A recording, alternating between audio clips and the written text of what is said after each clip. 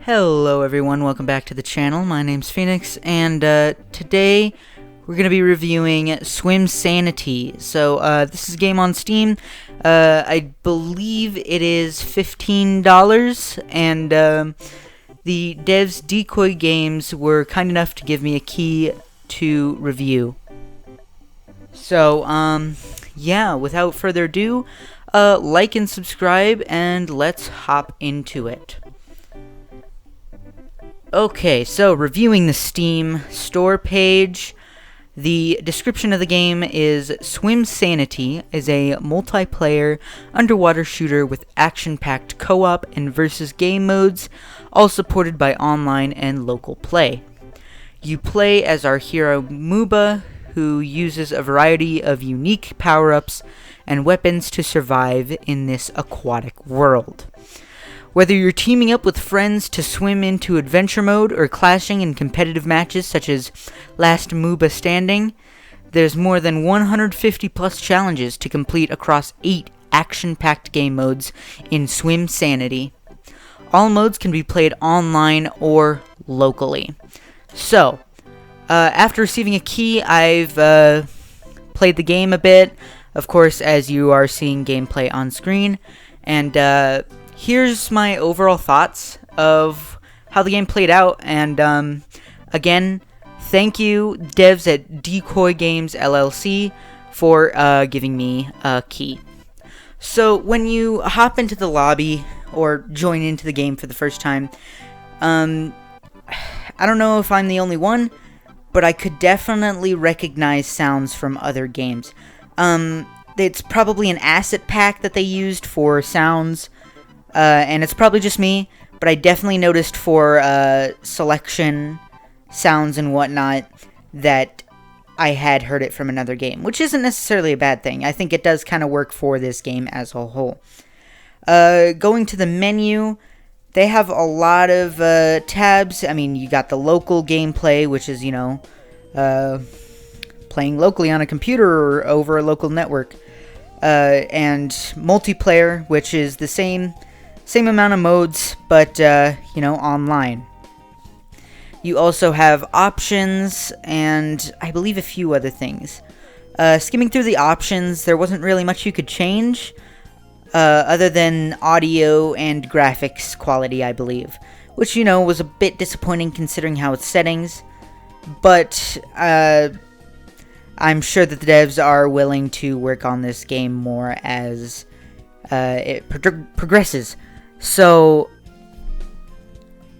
there's a lot of challenges. If you go to the challenges tab, there's a load of things you can do, and I believe you get orbs for completing these challenges, and I believe they can be used to unlock more classes for your Swimsanity Muba, which is, pretty cool. The class system gives your character an ability that you can use after getting a certain amount of kills, and usually it's pretty overpowered. I usually play with Medic because it gives you full health as well as another bar of health called Shield.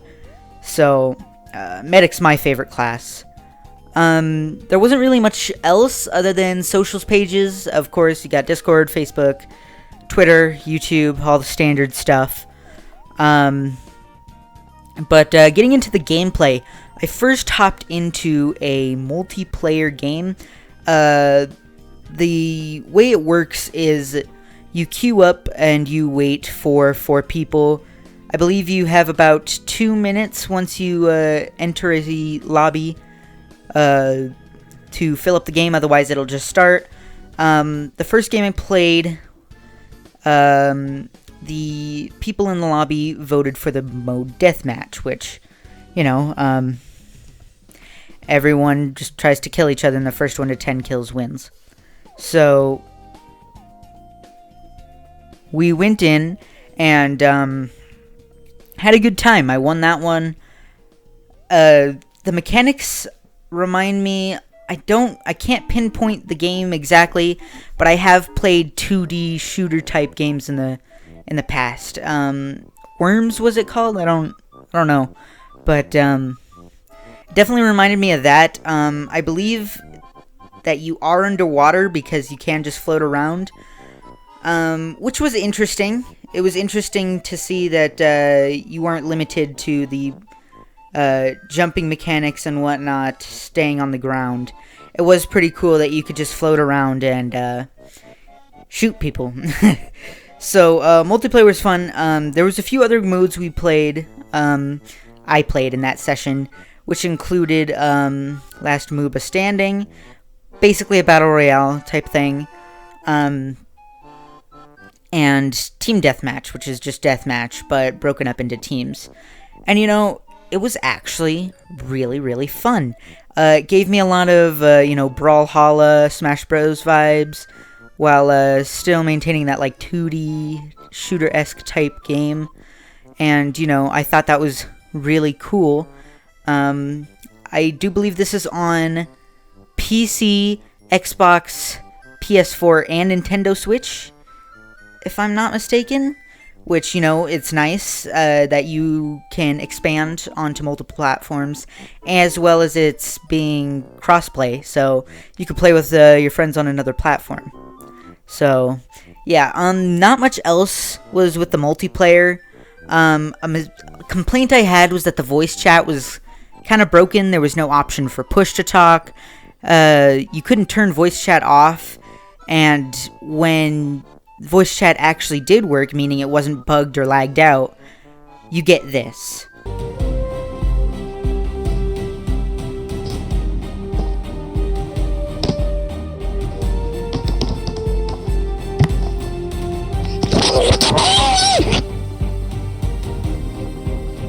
Okay, probably not as obnoxious as Xbox 360 Call of Duty voice chats, but still, it's obnoxious. I mean, there's no denying that, but I'm sure that's just a given with any voice chat in a game. There's going to be obnoxious children in there.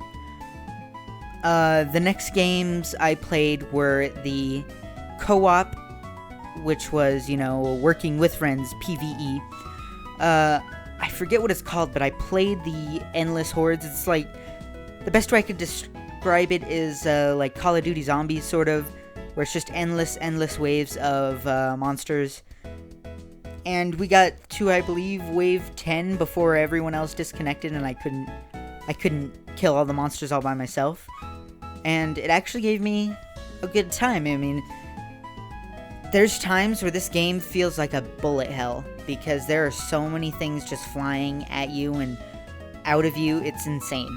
So, I mean, it's definitely visually appealing, and the gameplay is pretty fun. This is optimized for controllers. However, the way they transitioned into keyboard and mouse gameplay was flawless. I liked it. I couldn't even really tell that it was made for controllers. So I like that in games like this. So after that, I played the adventure mode. Not really much too different, I would say. I mean, there were bosses and whatnot. It's still a really cool experience. Definitely one worth trying. And I may be mistaken, but I didn't see a single tad of microtransactions, which, is a huge plus for me in games. Especially nowadays when almost any game, whether it's premium or free, have a ridiculous amount of microtransactions. So I commend the devs on not falling into that avenue yet. So, would I recommend this game overall? Yes. Yes, I would. I mean, it's $15, which is not too expensive for a game. It's a good time, and, with crossplay, you can have a few good sessions with the boys. There's multiple modes, including many, I think it was, 6 or 7? Don't quote me on that. 6 or 7 multiplayer modes. And 2 co-op modes. And with the class system having different special abilities, it was actually a load of fun. So, check it out. It's on Steam. I'll probably have a link in the description for you to just click that and look at it right there. It's $15 again. And again, thank you devs for sending me a key for me to try this game out and give my thoughts on it. I will see you guys next time. Thank you for watching. Like and subscribe if you enjoyed. And I'll see you guys next time. Goodbye.